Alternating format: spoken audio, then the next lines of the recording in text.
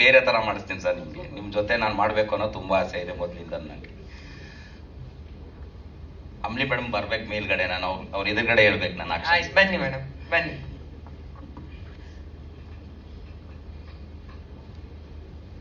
ಇವರು ಇಲ್ಲಿಗೆ press meet ಅಲ್ಲಿ ನೋಡಿದಾಗ ನಾನು ಪೋಸ್ಟರ್ ನೋಡಿ ಇವ್ರ ಪ್ರೆಸ್ ಮೀಟಿಗೆ ಎಂಟ್ರಿ ಆದಲ್ಲ, ಇವ್ರು ಅಂತ ಗುರುತೇ ಸಿಗ್ಲಿಲ್ಲ. ಅಷ್ಟು ಒಂಥರ ಅವ್ರ ಮುಖದಲ್ಲಿ ಒಂದು ಇನ್ನೋಸೆನ್ಸ್ ಇದೆ, ಅಲ್ಲಿ ಅವರೇ ಸ್ಕ್ರೀನ್ ಮೇಲೆ ಭಯ ಪಡಿಸಿರೋದಂತ ಗೊತ್ತಾಗಲ್ಲ.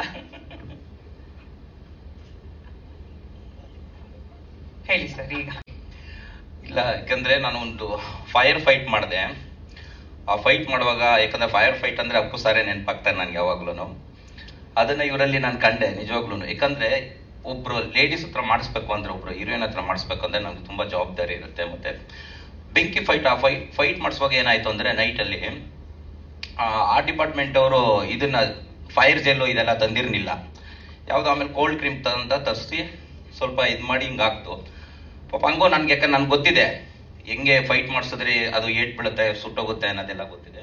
ಬಟ್ ಆದ್ರೂ ಕೂಡ ಇವ್ರು ಮಾಡ್ಬೇಕು, ನಾನು ಮಾಡಿಸ್ಬೇಕು, ಚೆನ್ನಾಗಿ ಮಾಡಿಸ್ಬೇಕು ಅಂತ ಮಾಡಿಸ್ದೆ. ಪಾಪ ಅವ್ರಿಗೆ ಏರ್ಸು, ಇಲ್ಲಿ ಹಣೆ ಎಲ್ಲ ಸುಟ್ಟು, ಮತ್ತೆ ಕೈಯೆಲ್ಲ ಸುಟ್ಟೋಯ್ತು. ತುಂಬಾ ಚೆನ್ನಾಗಿ ಮಾಡಿದ್ರು. ಯಾಕಂದ್ರೆ ನಾವು ಏನ್ ಹೇಳ್ತೀವಿ ಶಾರ್ಟ್ಗಳು ಪ್ರತಿ ಒಂದನ್ನು ಅಷ್ಟು ನೀಟಾಗಿ ಮಾಡಿದ್ರು.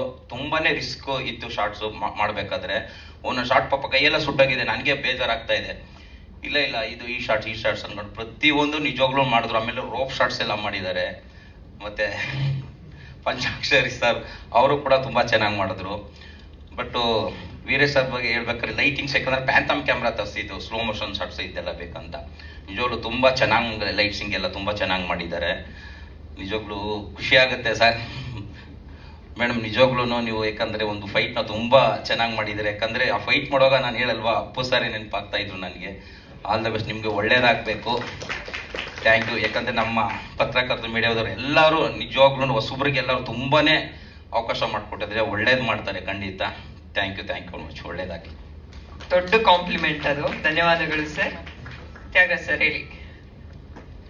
ಎಲ್ಲರಿಗೂ ನಮಸ್ಕಾರ. ಶರಣ್ ಸರ್ ನಮಸ್ಕಾರ ಸರ್. ಶರಣ್ ಸರ್, ಇವ್ರು ಇಷ್ಟು ಸಣ್ಣ ಕಾಣ್ತಾರಲ್ಲ, BGM ಮ್ಯೂಸಿಕ್ ಹೆಂಗಿತ್ತು, ಅವ್ರ ಕೆಲ್ಸ ಹೆವಿ ಸೌಂಡ್ ಮಾಡುತ್ತೆ.